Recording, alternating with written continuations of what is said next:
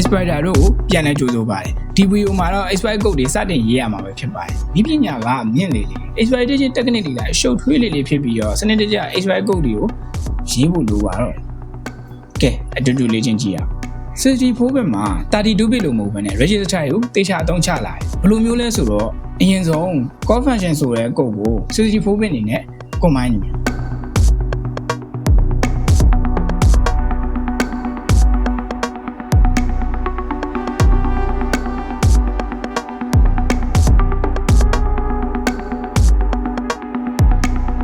object နဲ့ instruction တွေကိုဖတ်ကြည့်ရတဲ့အခါမှာတော့ show function မခေါ်ခင် move ဆိုတဲ့ move နှစ်ခါသုံးတာလေ move ဆိုတာက value တွေကိုထည့်ပေးတာ move edi 080ဆိုတာ 080 လေးကို edi ကိုထည့်ပေးတာ 080ဆိုတာစနစ်တွေကို edi စနစ်က edi နဲ့ဝင်သွားတယ်ထို့အတူပဲ esi နဲ့ကို 0822 34ကိုထည့်ပေးလိုက်တယ်ဟုတ်ပါပြီ edi esi ဆိုတာလည်းဘာလဲအဲ့ဒါကြီးက register နာမည်ပါ register ဆိုတာက CPU မှာခဏတာတင်ပေးနိုင်တဲ့ memory တိတိလေးပဲဖြစ်ပါတယ်အဲ့ဒီ register တွေကလည်းကိုယ်ပိုင်လုပ်ကိုယ်စီနေဗျဥပမာဆိုလို့ရှိရင် pointer register ကိုကြည့်ရင် EIB IB ဆိုတဲ့ IB instruction pointer တွေက program run နေတဲ့အချိန်နောက် execute လုပ်မယ့် instruction ရဲ့အတွက်လေးကိုသိမ်းဖို့သုံးပါတယ် ESB ISB ဆိုတဲ့ step pointer တွေရော step ရဲ့အစပိုင်းကိုညွှန်ပြပြီးတော့ EEPB RPP ဆိုတဲ့ base pointer တွေက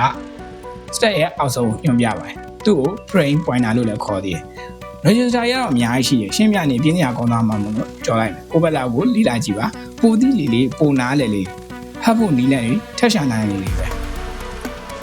64 bit register မှာ32 bit လက်ဆက်နဲ့60 bit လက်ဆက်နဲ့အတွက်ကြောင့်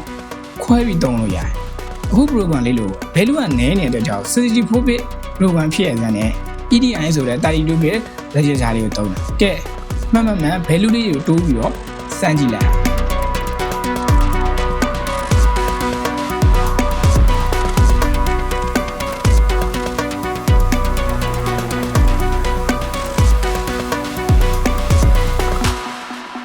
parameter နဲ့ argument တွေကိုလည်းထပ်တိုးကြည့်လိုက်မယ်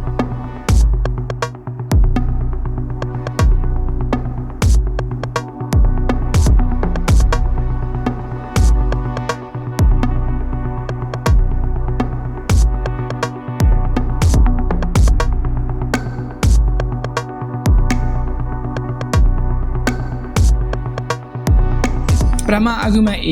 ကို RDI နဲ့ထည့်video ကိုတော့ RSI နဲ့ထည့် CD ကိုတော့ RDH D ဆိုရင် RCH အစရှိသဖြင့်သိမ်းပြီးတော့ show function parameter အတွက်တည်သွားတယ်ပိုပြီးနားလည်အောင်အရင်ဝီရွက် challenge တွေကို64 bit အနေနဲ့ command ပြီးထပ်လေ့ကျင့်ကြ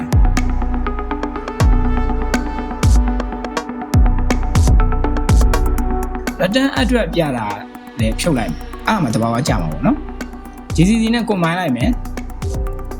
GCC ရဲ့ default 64 bit ဆိုတော့ဘာမှထည့်ရမှာမဟုတ် run ကြည့်တယ် import ထည့်တယ်ဘာမှပြန်မပြအဲ့ဆို return အတွက်ကိုဘယ်လိုရှာမလဲ GDB ကွန်ပျူတာပေါ်မှာလုံးနေတဲ့ program ကိုထိန်းချုပ်ပြီးသူဘာလုပ်နေလဲဆိုတာကိုစုံစမ်းချုပ်ကင်နိုင်တဲ့ debugger tool တစ်ခုပါ GDB ကို install ဖို့ကအပေါ်နှစ်ကြောင်းလေးကို run ပေးရတယ် GEF ဆိုရဲအပေါ် feature တွေကို install ဖို့ကတော့အောက်နှစ်ကြောင်းလေးကို terminal မှာ run ပေးရမှာဖြစ်ပါတယ်ကျွန်တော်တို့ program လေးကို GDB နဲ့ debugging လုပ်ကြည့်လိုက်အောင်ဘာမှမသိဘူးဆိုတော့ HTML hub class တွေနဲ့ hub ကိုဘယ်လိုသုံးရမလဲဆိုတော့ရှင်းပြထားတယ်ပထမဆုံး command က breakpoint သူက program ကိုရက်ချင်တဲ့နေရာမှာရက်လို့ရတယ် main function မှာရက်ကြည့်အောင် break ဒီမှာတက်ခုံလို့လည်းရတယ်break ရဲ့တို့က b တစ်လုံးနဲ့လည်းရေးလို့ရတယ် object done လို့ assembly code ကိုကြည့်ရင် this example အောက်ဆုံးက address လေးနေရာမှာ break point ထားရနေဆိုလို့ရှိရင် star လေးခံပေးရ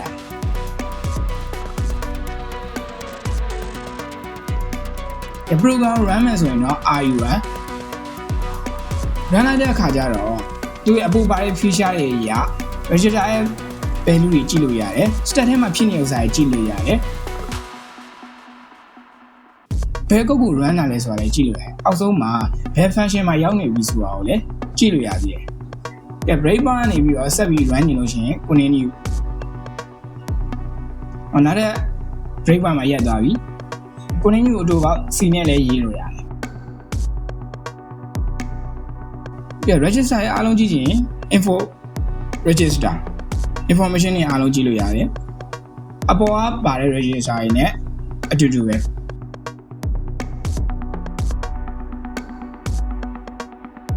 stat အကြောင်းကိုကြည့်ချင်တယ်ဆိုရင်တော့ info frame ဒီမှာဆိုလို့ရှိရင် stat ကိုဘယ်နေရာမှာတိစောက်ထားတာနောက်တဲ့ run မဲ့ INV ရပါတယ်ပြန်မဲ့ return address စိတ် INV ရဲ့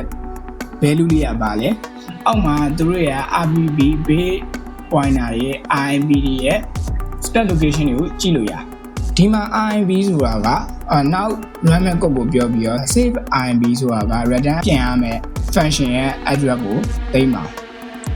ဒီမှာနောက် run မဲ့ INV ကို win function ရဲ့ address လာပြောင်းပေးလိုက်မယ်ဆိုလို့ရှိရင်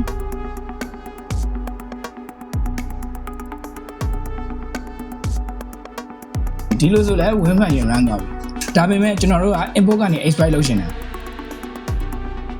info break ဆိုရင် break point တွေအားလုံးကြည့်လို့ရတယ် delete break point 1ဆိုရင်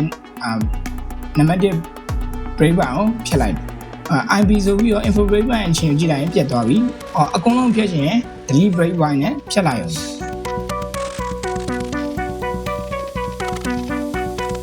ောင်IB ကို GDP နဲ့ကြည့်လို့ရပြီဆိုတော့ over ဘယ်လိုကြည့်အောင် pattern crane နဲ့ဆို offset ကိုလွယ်လွယ်ရှာလို့ရတယ် run လိုက်မယ်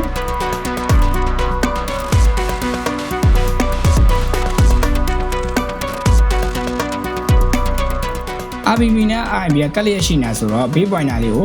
အရင်ရှာကြည့်မယ် pattern offset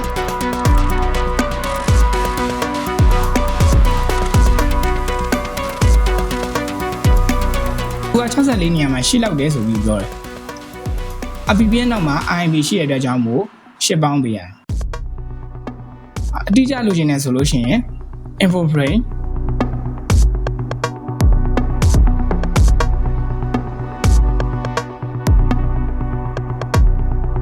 say INV ရဲ့ value လေးကိုရှာလိုက်မယ်ဆိုရင်80နဲ့offset လေးရပြီဆိုတော့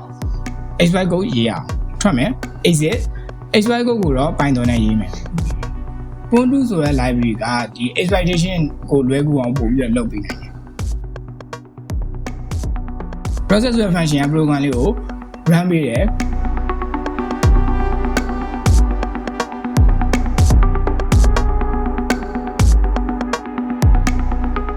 ဝက်ဖန်ချန်လေးကိုယူထားလိုက်မယ်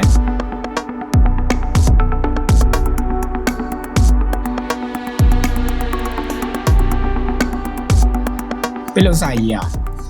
offset က80နဲ့ win address လေးကိုဒီတိုင်းတော့ရေးလို့မရဘူး win address လေးကို byte အနေနဲ့ပြောင်းရေးရမယ်အဲ့အတွက် p64 ဆိုတဲ့ function လေးရှိရယ် run ရဲ့ program လေးကိုထည့်ပေးဖို့အတွက် sunline ဆိုတဲ့ function လေးနဲ့ payload ကိုပို့လိုက်မယ်ထွက်လာတဲ့ output ကိုထုတ်ပြဖို့အတွက်က log.info print နဲ့တူတူပဲဒါပေမဲ့သူကနည်းနည်းလေးပိုလာတယ် output တွေကိုလက်ခံမဲ့ function ကတော့ p.clean Python code ကို run ဖို့အတွက်ကျွန်တော်ရဲ့ Python environment လေးကို activate လုပ်လိုက်မယ် Python exploit.py ဆိုလို့ရှိရင်win function တော့ run ပြီဒါပေမဲ့သူ့ရဲ့ parameter တွေအတွက် argument တွေကိုထည့်ပေးဖို့လိုသေးတယ်အစ VOA အစပိုင်းမှာကျွန်တော်လေ့လာခဲ့တဲ့အတိုင်းပဲ RDI နဲ့ RSI ဆိုတဲ့ register နှလုံးကိုသုံးအောင် parameter နှစ်ခုရှိတဲ့အတွက်ကြောင့်မို့ဒါပေမဲ့သူ့ထဲကိုဘယ်လိုထည့်မှာတော့ဆိုတော့ ROP return oriented programming သူက Lego ရုပ်လေးဆက်တယ်လို့ပဲဒီကုတ်သေးလေးတွေကိုကို session ကိုဆက်ပြီးတော့ run နေလို့ run လို့ရတာအဲ့ကုတ်လေးကိုရှာဖို့အတွက် ROP gadget command ကိုရှာမဲ့ program က binary ဆိုတော့ minus binary ရွှေထုတ်ချင်တာက RDI ပေါ် RDI ကိုတွေ့ပြီနောက်တစ်ခုက RSI ပေါ် RSI နဲ့ကိုတွေ့အဲ့ဆိုပေါ်ဆိုတာပါလေပေါ်ဆိုတာက value တွေကိုဖြတ်ပြတာပါပေါ် RDI ဆိုတာက RDI ရဲ့ value တွေကိုဖြတ်လိုက်တယ် return ကိုရောက်တော့ stack ကိုနောက်တစ်ဆင့်တိုးအဲ့နေရာမှာရှိတဲ့အကောင်ကို RDI register နဲ့ထည့်လိုက်တယ်ပေါ် RSI ကလည်းတူတူပဲ RSI နဲ့ value တွေကိုဖြတ် return ဆိုတာလေးရောက်တော့ stack pointer လေးကိုအောက်တစ်ခုချအောက်က value လေးကို RSI နဲ့ထည့်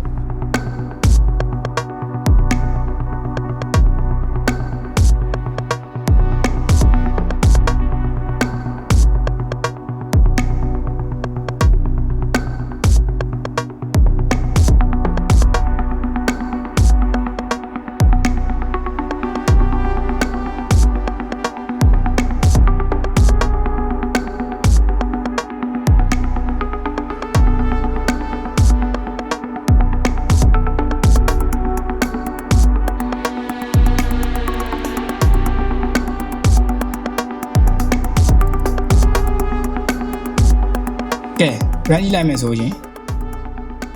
ရသွားပြီအကယ်၍များခဲ့လို့ရှိရင် step alignment ကြောင့်ဖြစ်နိုင်တယ်နောက်ဗီဒီယိုမှာ Ubuntu ဆိုတဲ့ Python library လေးအကြောင်းကိုဆက်ပြီးလေ့လာကြမယ်နားမလည်တာမေးချင်တာရှိရင် comment ထဲမှာရေးသွားပေးပါ see you in the next video ဒေတာမပြတ်ဟတ်လျက်ပါ